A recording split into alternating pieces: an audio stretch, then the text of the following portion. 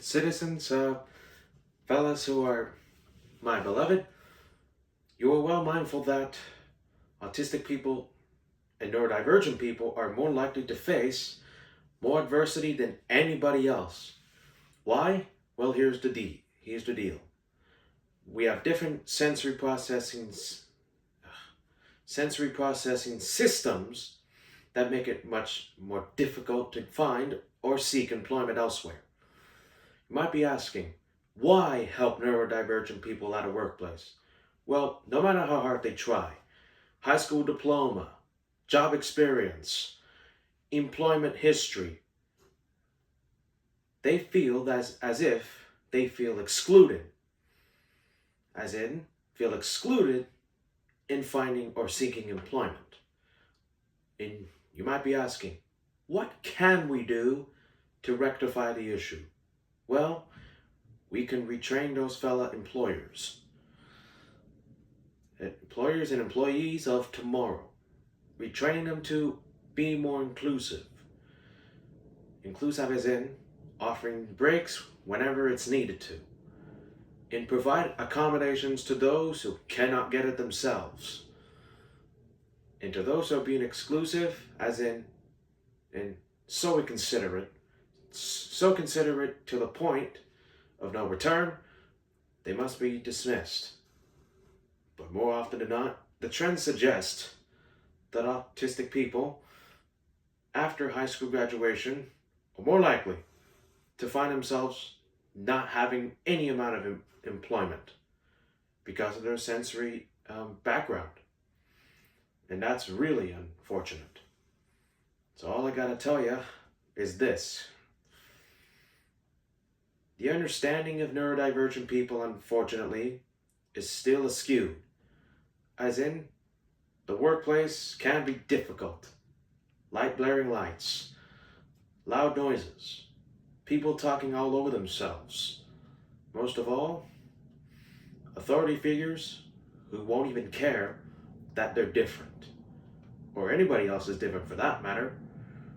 And so, we have parents of neurodivergent people that find it difficult to gain services.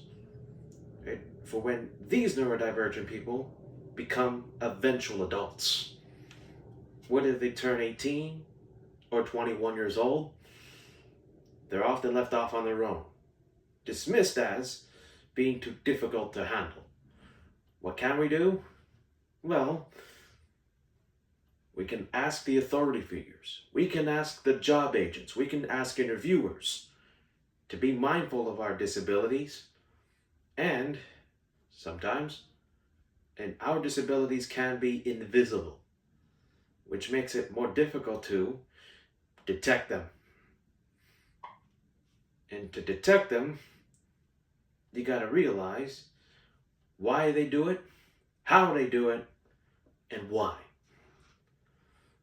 So, the sensory room is one of the choices for autistic people and neurodivergent people who might find themselves on the verge of a meltdown, shutdown, or burnout, in most cases, all three of them. So what can we do?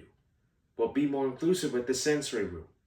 They can regulate their emotions, they can regulate their systems, and to prevent said negative things. Now moving on.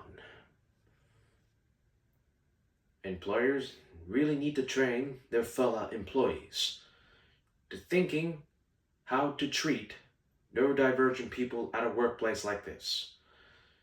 Maybe some people work at the office, some people work in construction, some people work in, well, you could say, a fast food place.